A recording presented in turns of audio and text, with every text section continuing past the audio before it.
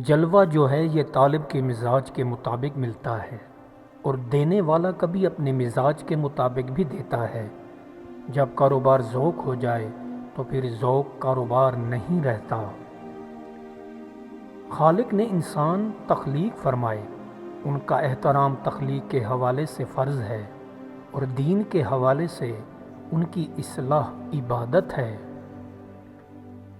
عمدہ لباس کے حریص کفن کو یاد رکھ، عمدہ مکان کے شیدائی قبر کا گھڑا مت بھول، عمدہ غذاؤں کے دل دادا ایک روز تو کیڑوں مکوڑوں کی خوراک بنے گا۔ آدمی کی قدر اس کے دو چھوٹے اعضاء یعنی دل اور زبان سے ہوتی ہے۔ اگر بات کرے تو زبان کے زور سے اور اگر میدان جنگ میں آئے تو بہادری سے۔ جب ہم تکالیف اٹھا رہے ہیں تو ہمیں یہ سوچ کر خدا کا شکر گزار ہونا چاہیے کہ کتنی ایسی تکالیف ہیں جن سے اس نے ہمیں ابھی تک محفوظ رکھا ہے۔ دنیا کی کوئی بھی نعمت دین سے افضل نہیں ہے۔ کامل عقل یہ ہے کہ ما سوائے رازق حقیقی کے کسی دوسرے پر توکل نہ کرے اور ہر حال میں صابر رہے۔ دشمن سے چھپانے والی باتیں دوست پر ظاہر کرنا بہت ہی بڑی حماقت ہے۔ دنیا میں اپنا نام بنانا چاہتے ہو تو وقت کو فضول کاموں میں ضائع نہ کرو۔ محنتی اور ذہین آدمی کے لیے بہت کم باتیں ناممکن ہوتی ہیں۔ محنت وہ سنہری سکہ ہے جس کے ذریعے سے ہمیں ہر شے جو ہمارے لیے ضروری ہے حاصل ہو سکتی ہے۔ جو بندہ اپنی خطاؤں کو معلوم کر کے ان کا اعتراف کر لیتا ہے وہ کمال کی طرف بسرعت ہوتا ہے۔ جانور کھانے سے موٹا ہوتا ہے اور آدمی اپنی خوشامد سن کر موٹا ہوتا ہے، یعنی کانوں سے۔ اے دل کو روشن کرنے والے، اگر تو ہمارا جرم بخش دے تو ایسا ہوگا کہ رات نے رات پن کیا، دن نے دن پن۔ اگر تو بخش دے گا تو مایوسی نے کشادگی حاصل کی، ورنہ ہم جیسے سینکڑوں بادشاہ پر قربان ہیں۔ اگر تو مرد ہے تو کنواں کھودنے والی کی طرح مٹی کھود تاکہ تو پانی تک پہنچ جائے۔ اگر خدا کا جذب آ گیا تو جاری پانی کنواں کھودے بغیر زمین سے جوش مارے گا۔ کچھ کام کر اور کاہل نہ بن، تھوڑی تھوڑی کنویں کی مٹی کھود۔ اگر حق کو جھٹلایا نہ جاتا، ظالموں کو غلبہ حاصل نہ ہوتا، شیطان کی بات قوت نہ پکڑتی تو لوگ موت کے وار ہونے کو اپنی خوشگوار زندگی پر کبھی ترجیح نہ دیتے۔ یہ روٹی اور گوشت ایک قسم کی مٹی کی مانند ہیں، ان کو کم کھاؤ تاکہ تم مٹی میں جانے سے بچ جاؤ، تاکہ مٹی تم کو کھا نہ سکے۔ جس آدمی کے سامنے عبرت کے نظارے کھلے اور ظاہر موجود ہیں، اس کی آنکھوں کے سامنے لوگ کھڑے سزا پا چکے ہیں۔ بے شک اس کو تقویٰ اور پرہیزگاری شبہات میں پڑنے سے باز رکھتی ہے۔ عشق کی کم از کم ایک بات ضرور ہے کہ عشق اپنے دین کو بڑے ادب سے قبول کرتا ہے، اور ادب سے قبول کرنے سے عبادت شوق میں داخل ہو جاتی ہے۔ بے وقوف اپنے باپ کی اصلاح کو حقارت سے دیکھتا ہے، جبکہ عقل مند والد کی نصیحت کو غور سے سنتا ہے اور اس پر عمل پیرا ہو جاتا ہے۔ جب عزت اور ذلت اللہ کی طرف سے ہے، رنج و راحت اللہ کی طرف سے ہے، دولت اور غریبی اللہ کی طرف سے، زندگی اور موت اللہ کی طرف سے، تو ہمارے پاس تسلیم کے علاوہ کیا رہ جاتا ہے؟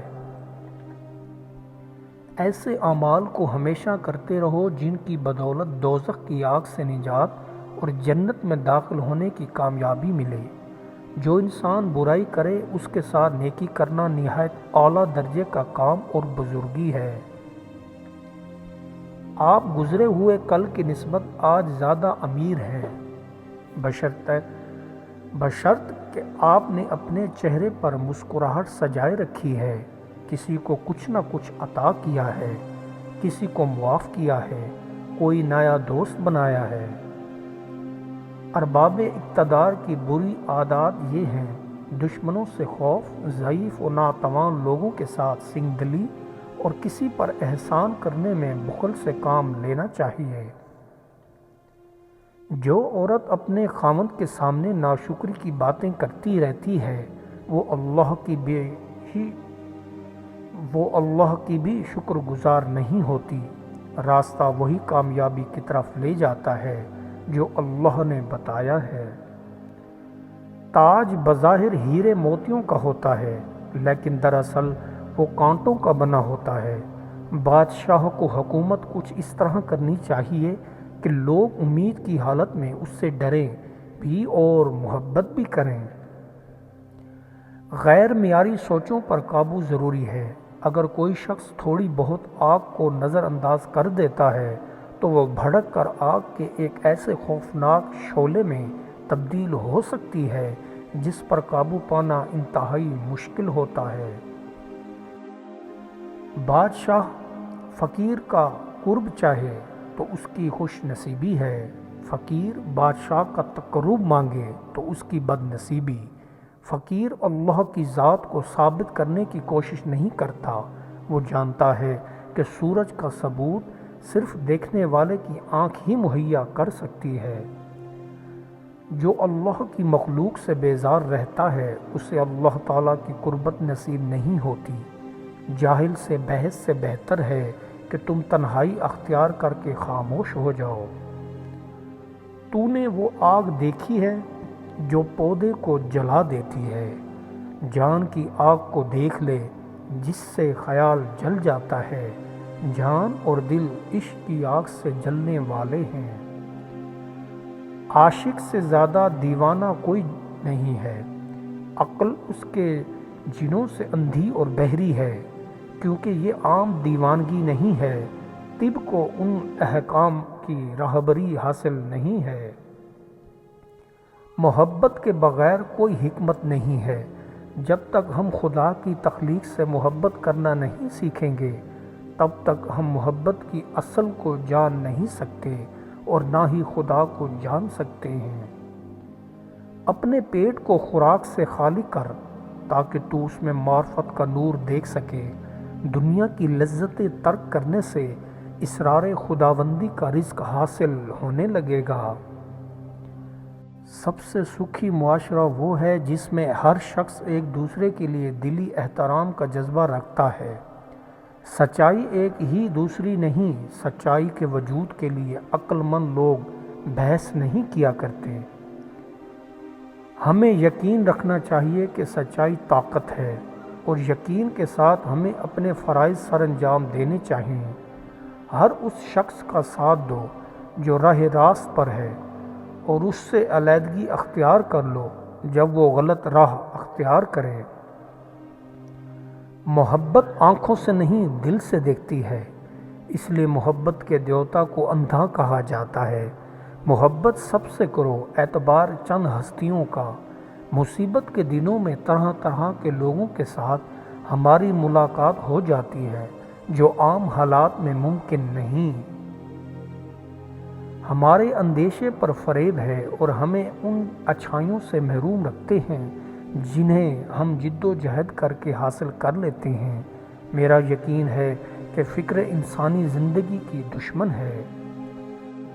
دلوں کو فتح کرنے کے لیے تلواروں کی نہیں بلکہ عمل کی ضرورت ہوتی ہے۔ دنیا کی ہر چیز کا تریاق خود اسی میں مضمر ہے، لیکن عورت کو شکست نہیں دے سکتی۔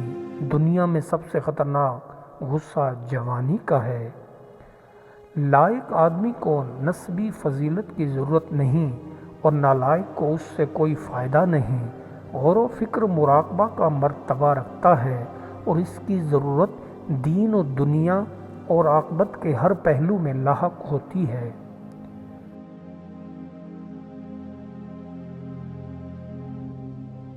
محنت کرنے والے گھر میں فاقہ کشی باہر سے تو جھانک سکتی ہے لیکن اندر داخل نہیں ہو سکتی۔ محنت مشقت کے بعد تکان بہترین تکیہ ہے۔